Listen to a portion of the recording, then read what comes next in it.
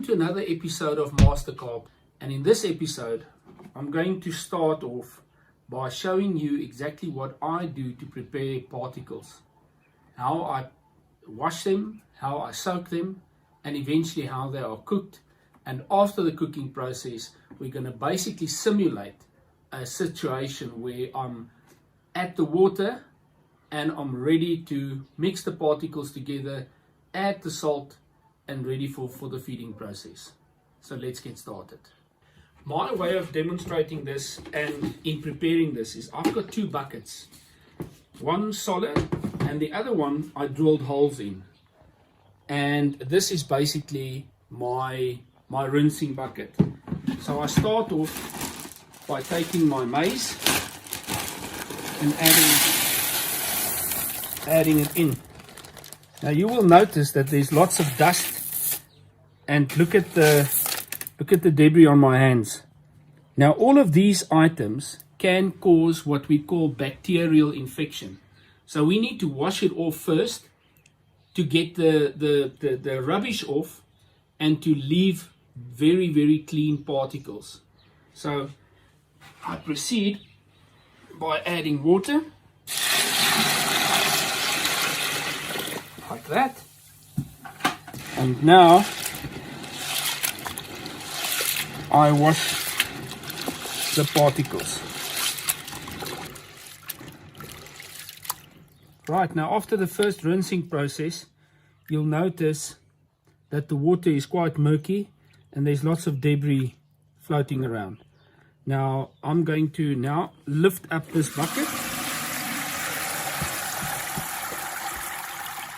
and drain all the murky water off, and I'm going to repeat this process at least 2 or 3 times before I'm satisfied to soak these particles. Right, after the third rinsing process, you can now see that the water is clear. There's almost no debris floating on the surface, and I'm ready to soak these particles. The next batch of particles I'm going to prepare is the tiger nuts, and at this point I want to thank Llewellyn and his team from Essential Angling for the kind sponsorship for these particles, and hopefully after lockdown we can actually catch a couple of fish with it.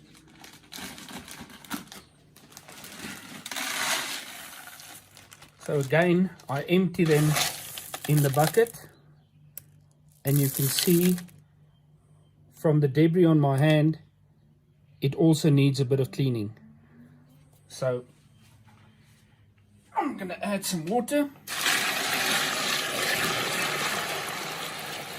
like that, and again I'm going to just wash them through, make sure that I get them nice and clean, and after the third rinsing process they're ready to be soaked.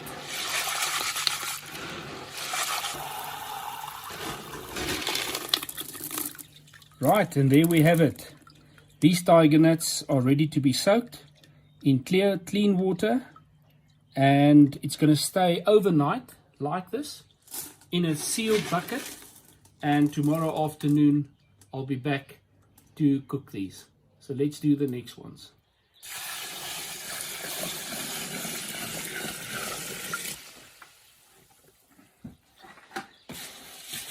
The next batch of particles is the hemp, and I do exactly the same with the hemp. I also wash it off, and I also drain it to make sure that they are clean and ready to be soaked.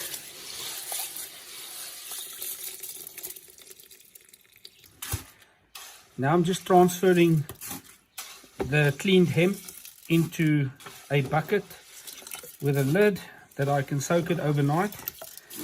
I do not add anything to my hemp. I do not add anything to the tiger nuts, and also not to the maize. There are obviously many ways that you can prepare particles. I prepare them the natural way, and I add the salt afterwards. But you can, with the tiger nuts, you can add a little bit of flavor if you like. I know that there's guys with the maize that add some spices and stuff to them in the soaking process, some paprika, etc. You can do that, but I prefer them as clean and as natural as possible, because that's how nature gives it to the fish. And there you have it. I've soaked the maize, the tiger nuts and the hemp separately. I always do that, and I always cook them separately, because I want every single particle to retain its natural character. And if you cook them together, each and every one of these have got a different cooking time.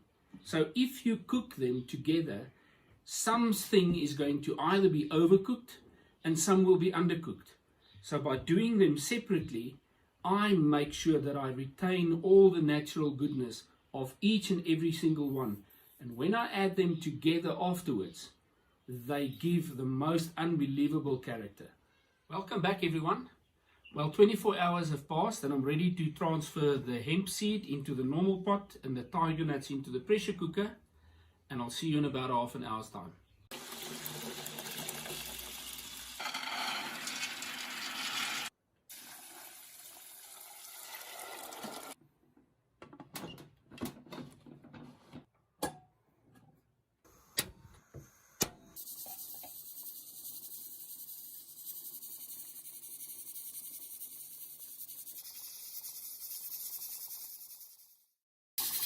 Right, and we are half an hour in and the pressure cooker is sizzling quite nicely.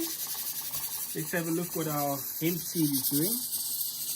And you'll notice that some of the seeds are starting to split open. I think we'll let this simmer for another 10 or 12 minutes and then we can remove it from the heat.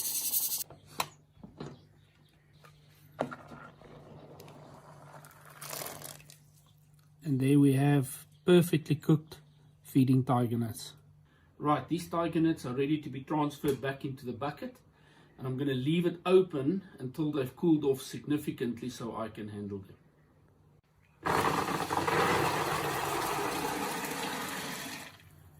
Absolutely perfect.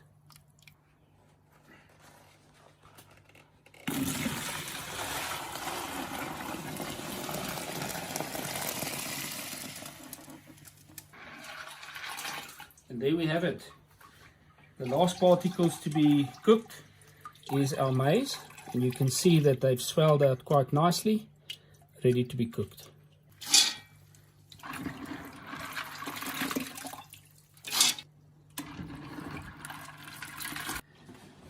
Right, our maize is done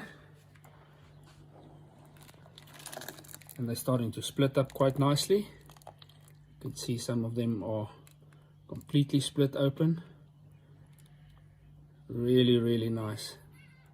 They're nice and soft. There you can see how the maize should look like once it's split open.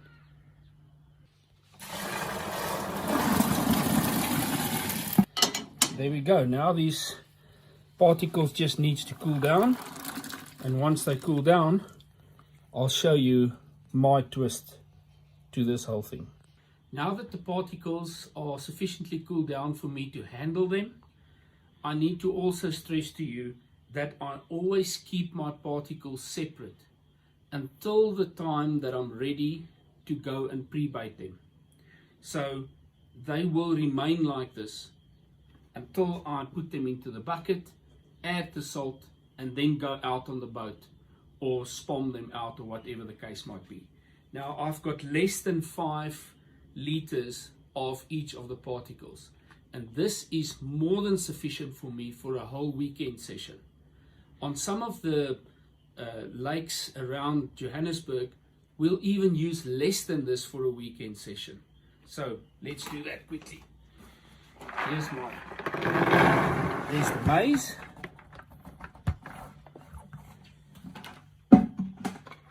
There's my tiger nuts. And my hemp.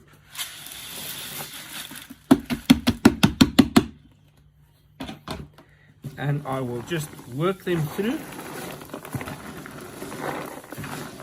this. And then comes my secret. I've got probably 10 kilograms of prepared particles, so I'm going to add 1 packet of this coarse salt. And it sounds a lot, but believe me, it really isn't. Right, now I just work them through.